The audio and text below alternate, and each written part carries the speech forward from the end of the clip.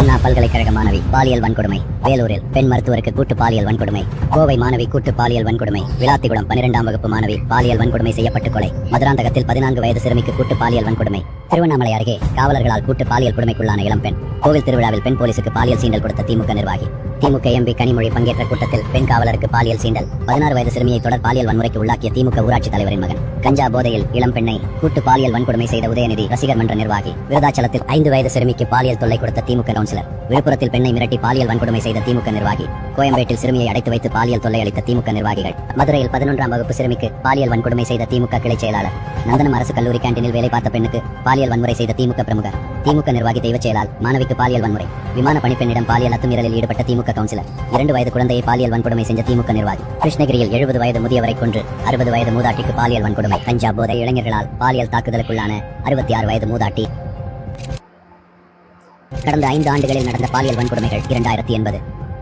கடந்த 5 ஆண்டுகளில் பதிவான போக்சோ வழக்குகள் 39,900. டிஎம்கே நிர்வாகிகளே இந்த வீடியோலாம் பார்த்துருப்பீங்க. எத்தனை பாலியல் வழக்கு உங்கள் ஆட்சியில்? இதெல்லாம் பற்றி நீங்கள் என்ன சொல்ல வரீங்கன்னு கொஞ்சம் கமெண்ட்டில் சொல்லுங்கள். சரிங்களா மக்களே? உங்கள் கடந்த 5 வருஷத்தில் இத்தனை சாதனைகளை பண்ணியிருக்கு இந்த ஆட்சி. இது சொல்லும்போது உங்களுக்கு கீழேருந்து மேலே வரைக்கும் எல்லாம் எரியும். சரிங்களா? அதே மாதிரி தான் கோவையில் வந்துட்டு ஒரு பொண்ணை வந்துட்டு அந்த 2 தற்கூரி நாயிகை, பரதேசி நாயிகை அப்படி பண்ணி போட்டு போயிட்டாங்க. உண்மையிலே ரொம்பவே அந்த மனசை உருக்கின ஒரு தமிழ்நாட்டில் அந்த சம்பவம். இந்த 2 நாளாக பார்த்தீங்கன்னா எல்லா சோசியல் மீடியாலையும் அதுதான் போயிட்டு இருக்கு. சரிங்களா? நேற்று ஒரு வீடியோ போட்டிருந்தேன். விஜய் நம்ம ஏன் தேவையில்லாமல் எல்லாம் அவதூறு பரப்புறீங்க, அதை பற்றி ஒரு வீடியோ ஒன்று போட்டிருந்தேன். அதுக்கு வந்துட்டு கல்வி ஊத்துறானு நம்மளை.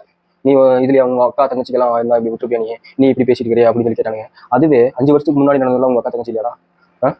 அதை பத்தி ஒருத்தனாவது ஏதாச்சும் நினைச்சு பாருங்க மனசுக்குள்ள. நம்ம ஆட்சியில் இந்த அளவுக்கு நடந்தது, இப்போ டிவி ஆச்சு எவ்வளவு பரவாயில்ல. மனசு வந்தது 14 நாள் 15 நாள் எத்தனை நல்லது பண்ணிட்டாப்ல.